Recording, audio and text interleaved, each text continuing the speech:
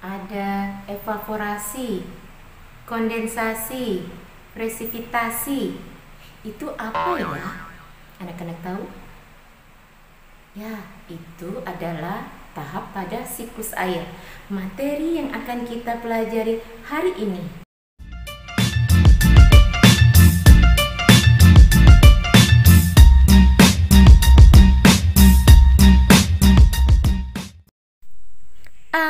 Assalamualaikum, salam selamat dan sejahtera, saling mendoakan di antara kita, jawablah waalaikumsalam. Assalamualaikum warahmatullahi wabarakatuh. Halo anak-anak semua, apa kabar hari ini? Semoga hari ini anak-anak selalu sehat walafiat dan tetap semangat dalam belajar. Bertemu lagi dengan Ibu Nurmala dari SD Bawah Mai Pontianak.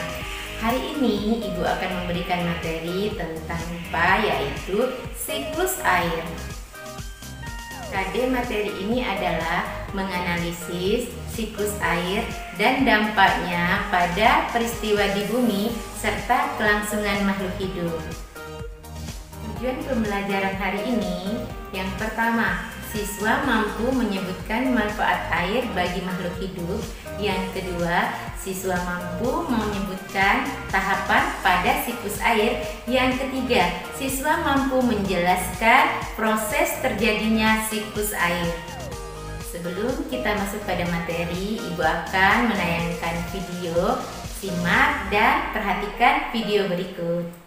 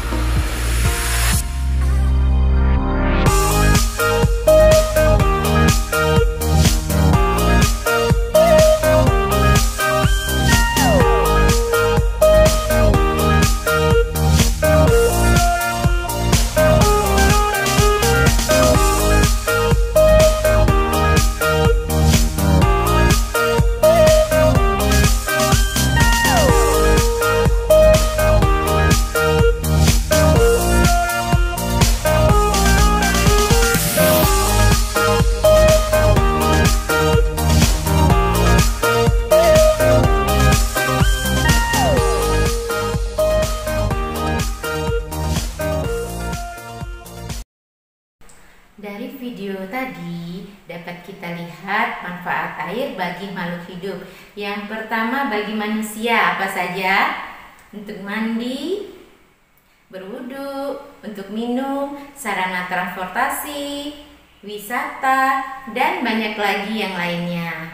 Yang kedua untuk hewan, yaitu mandi, minum, dan tempat tinggal. Yang ketiga yaitu manfaat bagi tumbuhan sebagai bahan baku fotosintesis dan menyuburkan tanaman.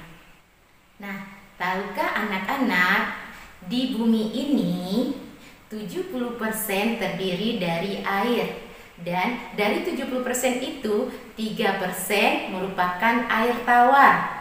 Dari 3% itu terdapat 2% air es yang berada di kutub, sedangkan sisanya merupakan air yang dapat kita konsumsi yang terdapat pada sungai, danau, dan air tanah. Nah, dapat kita ketahui bahwa air merupakan peranan sangat penting bagi makhluk hidup. Pertanyaannya, bagaimana air di muka bumi ini tetap ada? Apakah dia berkurang atau akan habis? Jawabannya, air di muka bumi ini tetap ada dan cenderung tetap karena air mengalami daur air, yaitu siklus air.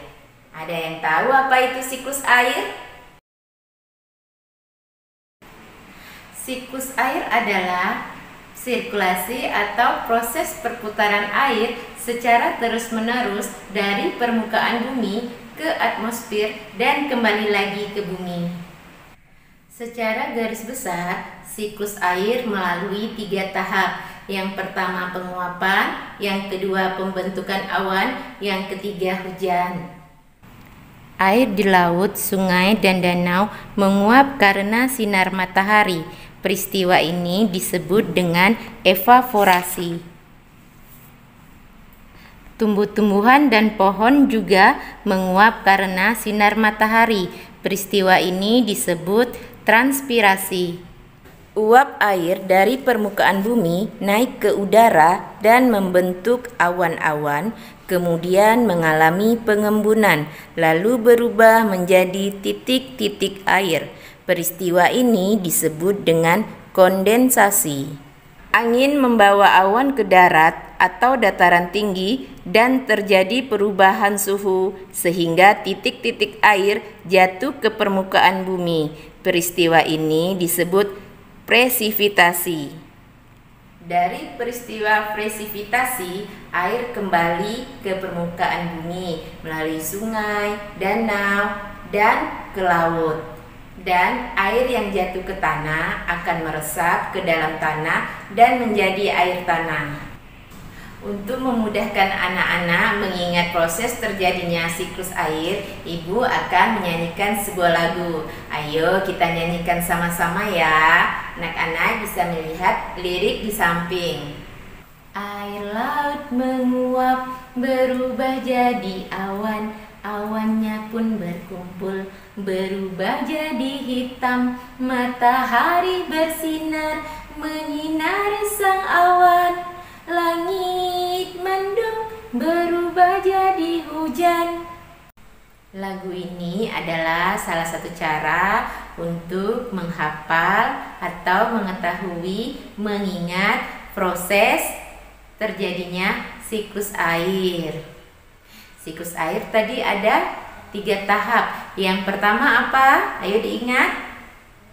Penguapan atau disebut juga evaporasi. Yang kedua, pengembunan, membentuk awan atau disebut juga kondensasi. Yang ketiga, titik-titik air turun ke bumi sebagai hujan. Proses ini disebut dengan presipitasi. Dari proses siklus air tadi dapat kita ketahui bahwa air di muka bumi ini cenderung tetap. Nah anak-anak, itu tadi rangkaian proses siklus air. Kita sebagai makhluk hidup wajib menjaga kelestarian air agar air tetap bersih dan dapat kita konsumsi dan kita gunakan secara terus-menerus. Karena jika kita tidak menjaga kelestarian air, maka air dapat tercemar dan jika kita konsumsi maka dapat mengganggu kesehatan makhluk hidup. Berikut cara yang dapat kita lakukan untuk menjaga kelestarian air. Yang pertama, menjaga lingkungan. Hal yang paling sederhana adalah kita membiasakan diri membuang sampah pada tempatnya. Karena kebiasaan individu kadang sering membuang sampah sembarangan.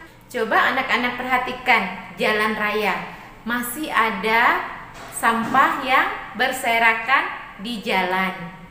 Jadi, kita dapat membersihkan sampah-sampah pada sungai, selokan, got, serta tempat-tempat keramaian dan jalan-jalan. Karena sampah itu sangat berpengaruh pada kebersihan lingkungan. Yang kedua, menggunakan air sehemat mungkin. Penggunaan air yang tidak hemat atau secara berlebih-lebihan dan boros dapat membuat kekeringan di bumi. Jika di bumi ini mengalami kekeringan, maka terutama para petani tidak dapat membajak sawahnya dan tidak dapat menanam tumbuh-tumbuhan seperti padi, jagung, kedelai, dan lain-lain. Yang ketiga, kita dapat mengurangi penggunaan bahan kimia dan membuang limbah kimia pada tempatnya atau pada tempat-tempat tertentu.